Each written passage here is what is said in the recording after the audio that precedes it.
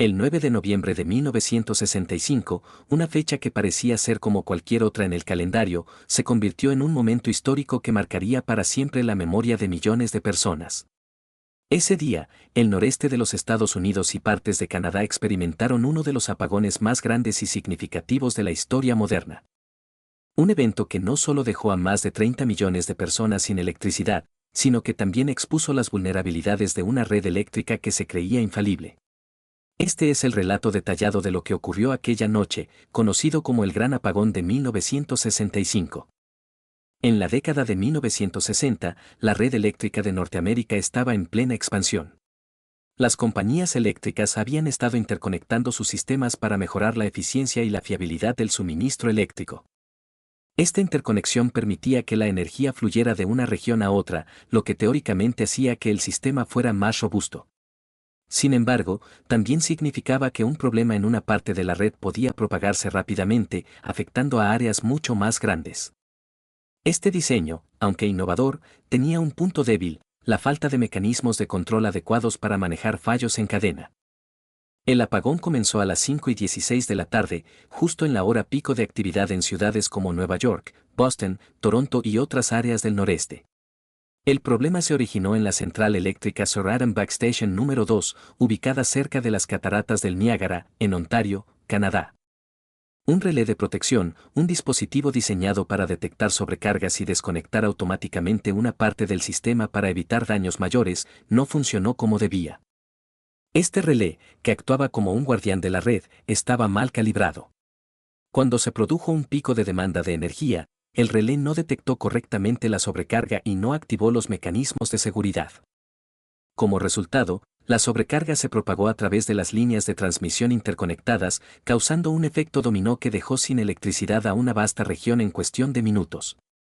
En menos de 5 minutos, el apagón se extendió por más de 207.000 kilómetros cuadrados, afectando a 8 estados de los Estados Unidos: Nueva York, Connecticut, Massachusetts, New Hampshire, Rhode Island, Vermont, Nueva Jersey y Pennsylvania, y a las provincias canadienses de Ontario y Quebec. Ciudades enteras quedaron sumidas en la oscuridad.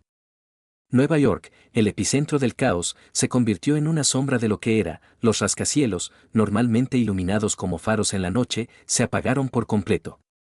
Las calles, llenas de gente que intentaba regresar a casa, se volvieron un laberinto de confusión. El transporte público colapsó. Los trenes del metro de Nueva York se detuvieron en medio de los túneles, dejando a miles de pasajeros varados. Los semáforos dejaron de funcionar, lo que provocó atascos masivos en las carreteras. Los ascensores en los edificios de oficinas se detuvieron, atrapando a personas entre pisos. Los aeropuertos tuvieron que cancelar vuelos, y las estaciones de radio y televisión dejaron de transmitir, dejando a la población sin información sobre lo que estaba ocurriendo. A medida que la oscuridad se apoderaba de las ciudades, la gente comenzó a adaptarse a la situación. En los restaurantes, los camareros repartieron velas para que los clientes pudieran terminar sus cenas. En los hospitales, los generadores de emergencia mantuvieron en funcionamiento los equipos críticos, aunque muchos procedimientos no esenciales tuvieron que posponerse. En los hogares, las familias se reunieron alrededor de radios a pilas para escuchar las pocas emisoras que seguían transmitiendo. En las calles, el ambiente era una mezcla de caos y solidaridad.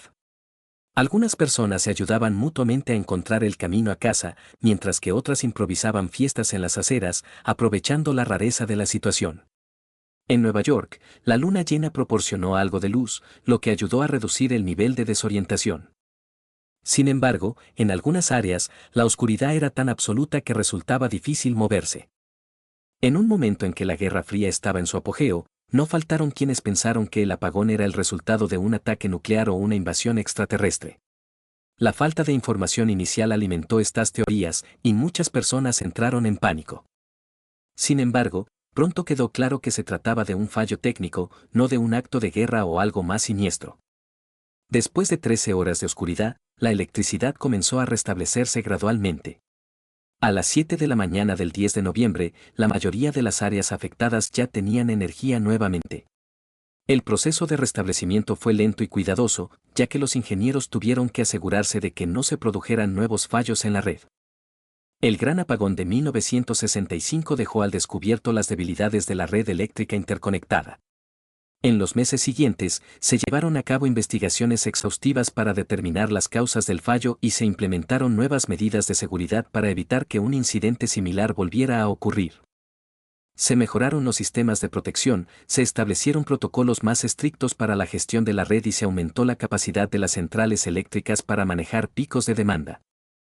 Aunque el apagón fue un evento traumático para muchos, también sirvió como una lección valiosa sobre la importancia de la planificación y la inversión en infraestructura crítica. La red eléctrica moderna, con sus sistemas de control avanzados y sus mecanismos de redundancia, es en gran parte el resultado de las lecciones aprendidas aquel noviembre de 1965. El gran apagón de 1965 no fue solo un fallo técnico, fue un evento que cambió la forma en que se gestiona y se entiende la red eléctrica. Aunque desde entonces ha habido otros apagones importantes, ninguno ha tenido el mismo impacto cultural y social que aquel día en que el tiempo pareció detenerse. Para quienes lo vivieron, fue una experiencia que nunca olvidaron, un recordatorio de cuán dependientes somos de la tecnología y cuán frágil puede ser nuestra forma de vida moderna.